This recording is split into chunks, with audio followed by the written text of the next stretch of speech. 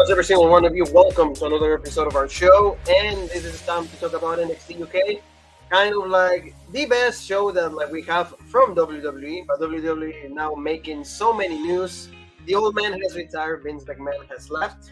A lot of people are happy, a lot of people are sad. Detractors, friends, enemies, foes. Maybe at some point we'll have a special show on that, but this is time to talk about NXT UK. But very brief, Paul. The old man has retired. I guess we should be thankful for some things, and just wish him the best because so many stories are coming out more and more. Yeah, I mean, the only thing I want to say is Vince McMahon is never truly going to step away from WWE. Him retiring, what does that really truly mean?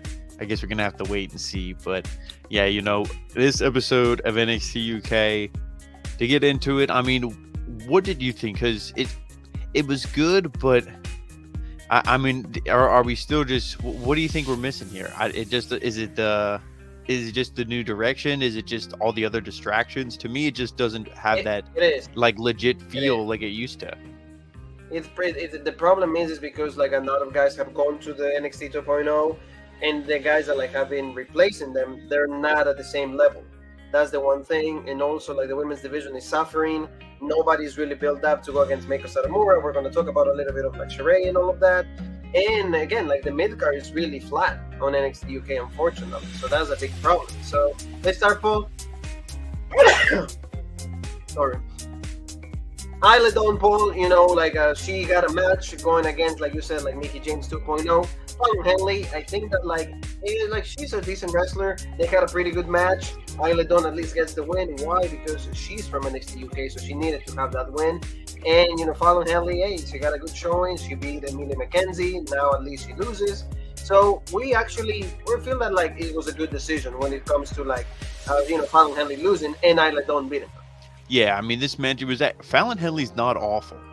While watching this, she's not the best wrestler ever, obviously, but she, I think, has a future, especially if she, learns and pays attention to some of these veterans, especially the great women that they have on the main roster, the Beckys, the Charlottes, and Natalias, the Baileys, and all them. So, this match, it was pretty even, and, I like that because, like I said, Fallon, to me, she's not awful. It's not like you're pushing somebody who has no skill at all just based off looks. She can actually, wrestle a little bit. But no, Isla Dawn is still so big of a name here. She's a main event caliber woman here on this brand. She needed to get the win because this is her brand. Fallon Henley's not going to be here forever. Like I said, she has the look. She has some ability. They're going to want her back in the States. You need to keep the woman who's going to be here full time looking credible. Maybe somebody to, again, potentially challenge Mako Satomura or a new champion. So I'm glad Isla Dawn got the win here. Oh, yeah. What does she hit? Almost like a rock bottom, almost, right? Or like a Uranagi rock bottom kind of thing she hits for her finish? Or the Becky the manhandle slam or whatever. Yeah. No, it was good. And I like what the main thing, Isla Dawn gets the win. I mean, quickly, very anticlimactic. I don't really like those things, but again, hey, it's girl, we gotta go. The show has to keep going on. So in the end, she needs to at least find another credible contender against her, just because, going against Mako Satomura will be just boring. We've seen this so many times, but at least she gets the win. So hey, he's still in contention. We'll see what happens with Isla. Probably go with Josh Morell, and also he going against Dave Mastiff, the bomber Dave Mastiff. This was a pretty good match, and like you said before we went on air, Dave actually sold for Morell, so he looks strong, because remember they had a promo last week that he was going to give everything he gets against the bomber, but in the end, Dave Mastiff gets the win.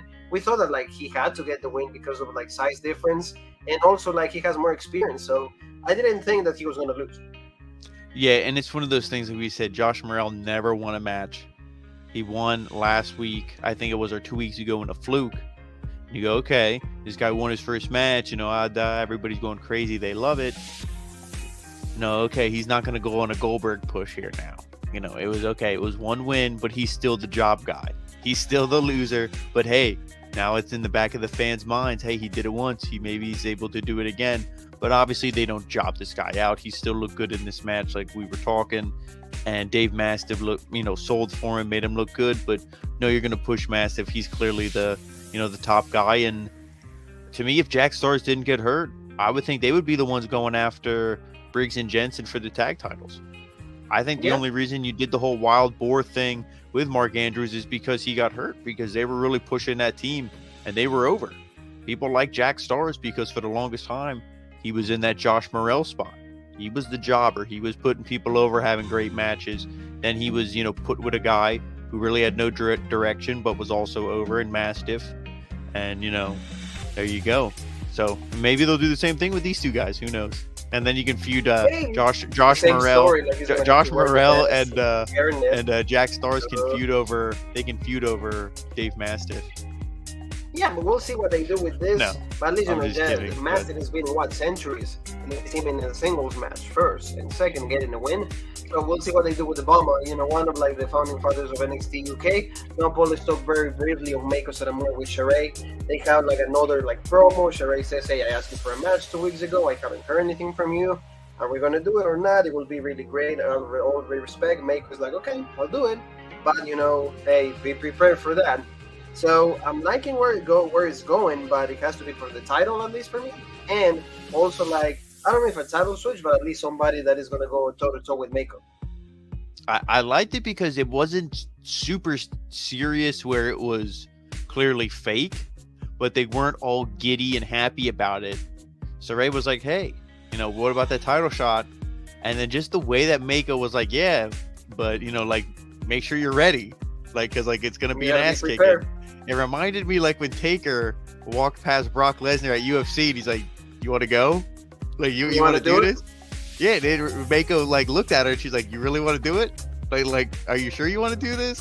Because I'm gonna fucking kick your ass." And it's and Saray just stood there and was like, "Yeah, I want to do this." So I think this match, because we seen Saray when she broke Mandy Rose's nose, whether that was a work or a shoot, whatever that was, we see that drop kick, that sliding kick she does.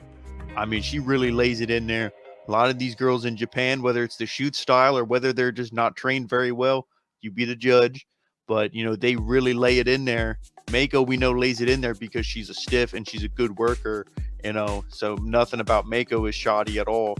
But, this is going to be a good match, I think. And they're really going to hit each other. It's going to be hard hitting. And I think that could easily main event in 2 weeks, because we're going to talk about what happened next week, what's going to happen.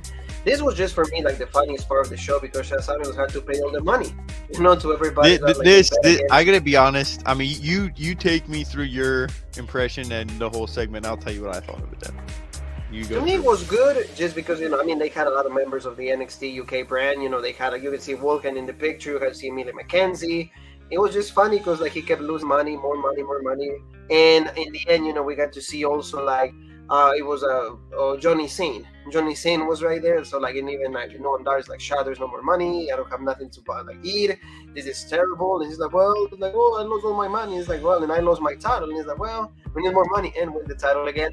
This was just funny, and Shah just with Johnny Sane is "Hey, give me 2 seconds so I can give you your money," and then he just runs. This was just funny, and for me, this is enough. This is good fun. This is a good laughter. So I'm okay with this, and then I want to see where they go from now. But at least it was just a good way to continue the storyline. Yeah, it was too long and drawn out. I don't need this comedy on this brand. We see too much, and everybody acts like a goofy child. The way they cry and blubber and "Yay, I won money" and all that. It's they act so over the top. That's clearly WWE, Vince McMahon, all those people, because they didn't act like this on this brand before. Shawn Samuel. Yeah, well, I mean, the influence is still here. At least for these tapings. Maybe in in a couple tapings things will change, but no, it was the only thing that popped me a little bit was Johnny Sane at the end. That was the only thing that okay, I got a little bit of a laugh out, but no, it was too drawn out. You make Shawn Samuels and Noam Dar both look like losers. I don't care if they, if some people found it funny when you just look at the whole grand scheme of things, how they were presented in this segment, they look like losers. Oh yeah, it was different. I mean, like I said, it was funny. It was just more like a and it sucks, and it sucks because and maybe this is some of the reason why the excitement isn't as much as there, is because I see a guy like Noam Dar, and I'm like, man, this guy's so good. He's so charismatic, and he's great in the ring. The only thing he lacks is maybe height, but he's so good. And then I see like what they did with somebody like A-Kid, now Axion or whatever his name is Oh, on that is 2.0, just, and you're like, what are they going to do to Noam Dar? exactly. You And know, they're did going you to see ruin like him Chelsea too. So Green? it's like, you know, maybe that's why when you see these guys presented like jokes, it's like, man, I can't And imagine what they're like going to do Chelsea to him in Green a couple and Giada months. Parasso, I guess they had pitched that idea. They said, "Oh yeah, this," and it's like, "Oh, it took them 4 years." So like, I feel bad for A-Kid. I absolutely agree with you. Let's move on, Paul, to like Chris and Jensen's the NXT UK Tag Team Champions. I don't know why they're even champions. I don't know why they are the champions over the UK in the United States. Yeah, and I don't know who they're over with. I mean, they might have a couple 100,000 Twitter followers or whatever, but I don't know who they're over with. I don't hear anybody ever going, "Oh, Briggs and Jensen, blah blah blah. They're so legit. They should put belts on them." Nobody cares. Pretty Deadly was a team. I mean, those guys are both over 6 feet tall. They look like a tag team. They have chemistry. They have the tag team moves. Like we said, they were putting on some of the best tag matches we've seen on NXT UK when they were the champs. Put the belts on them, bring them back, let them refresh the brand. It's champions we're used to. We know can carry the belts, be credible champions. Get some babyface teams ready. Nope, Briggs and Jensen win on 2.0. And now we're going to see the makeshift team of Mark Andrews and Wild Boar.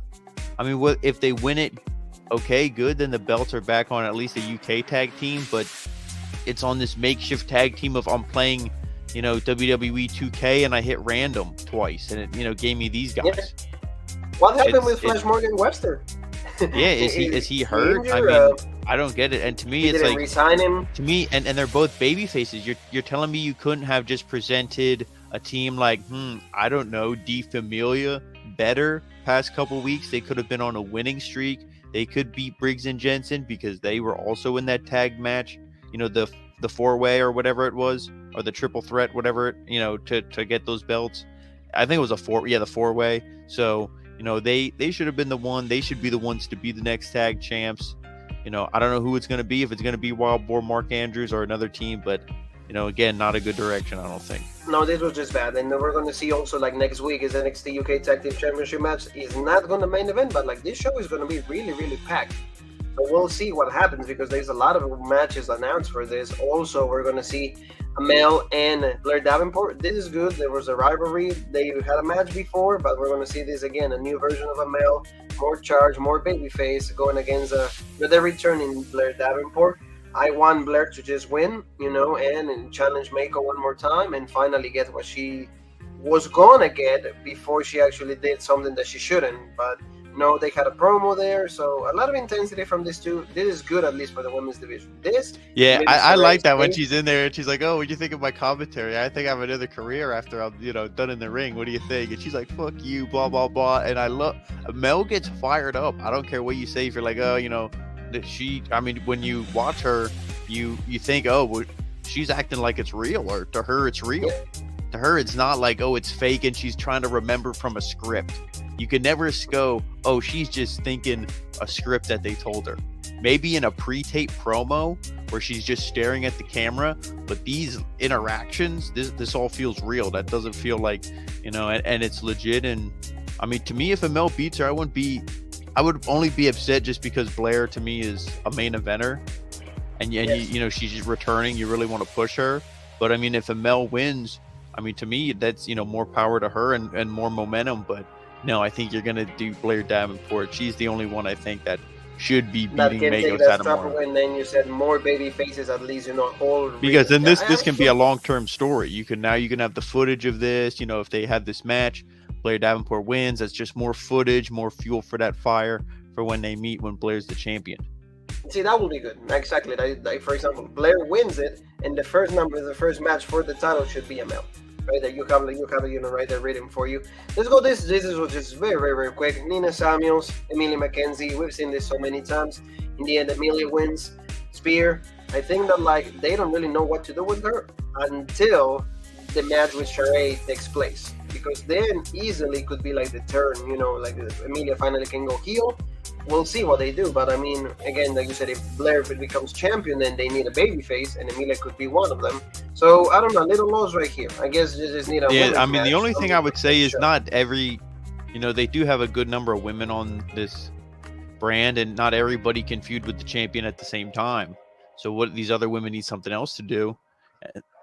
So the thing is, if you turn her heel, then she can feud with Mako, and they can be feuding while Blair is, feuding with somebody like a Mel or whoever. But yeah, this match was good, and I thought it was good. They said, does she get that killer instinct? That's the whole thing they're telling, but she gets the win here, so that's the main important thing. Exactly. So that was the most important thing. Let's talk about one of the meet and greets of this show. Ilya Dragunov against Wolfgang. Really great promo from both guys. Wolfgang saying, I never had this opportunity. It's going to be your biggest mistake that you gave me this chance. And Ilya just saying, hey, you have all the credentials to be number one contender. Nobody really recognizes or admits all the stuff that you've done in the past. So good stuff between the two. Good. I feel that it's going to be a good match, but we know what happens later. We're not going to reveal it, but I feel that for what it is, they're going to give us a good match. Yeah, I mean, the thing is, the promo I thought last week, what about Wolfie? I thought that, that a little bit more excited. I don't know, Ilya's run so many times. I feel the chase is better than actually when they get there. When he was first champion, the matches with Devlin and guys like that, that I was into. But these last couple matches, this one, I don't like when a champion constantly puts the guy over. Oh, you're a lion of this brand. Oh, you're legit, blah, blah, blah. But I'm the Siegbar and all that. It's the same shit every time. They stood up and there was a little bit of intensity, but, it's a feud that was kind of just thrown together. And, the sit down, it didn't get me any more excited for it. So, I still think it's going to be a good match. Both these guys are great.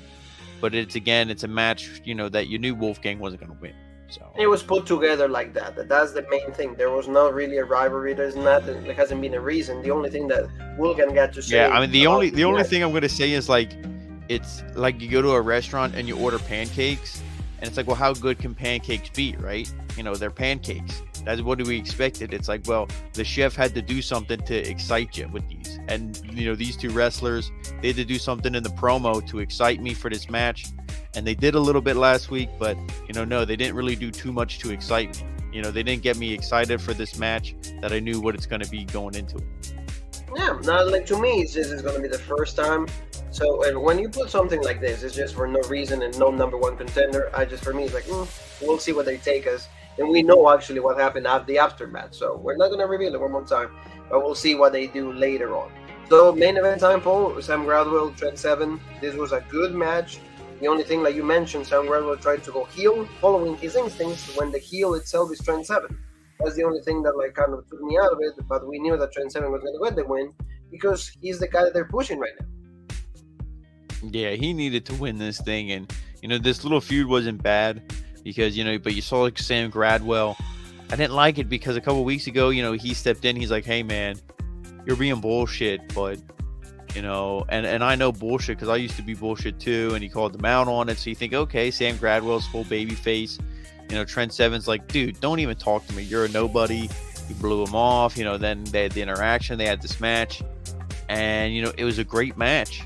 And it came down to Sam Gradwell. What was he? Was he gonna low blow him? Hit him with a low blow or something? Yeah, he was gonna hit him in the nuts. And it's oh my god, is he gonna cheat? What's he gonna do? And then Trent Seven, then he hit the low blow, and then he got the win. And you think, okay, is this? Well, he did, of course, the clothesline, yeah. Then and it's okay, is he gonna? This feud gonna continue? What's gonna happen?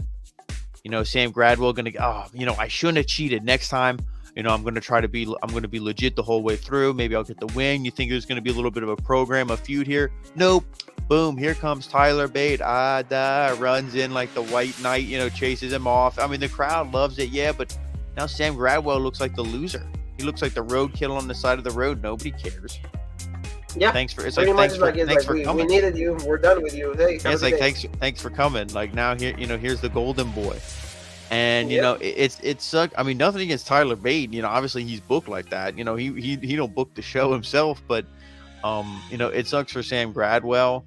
And these two guys eventually, when they do feud, whether it's over a belt or not, I think the next time these guys feud, it needs to be important. It needs to be a main event of a show, a pay-per-view, whatever, because a lot of people are looking forward to it. They want to see these two guys fight.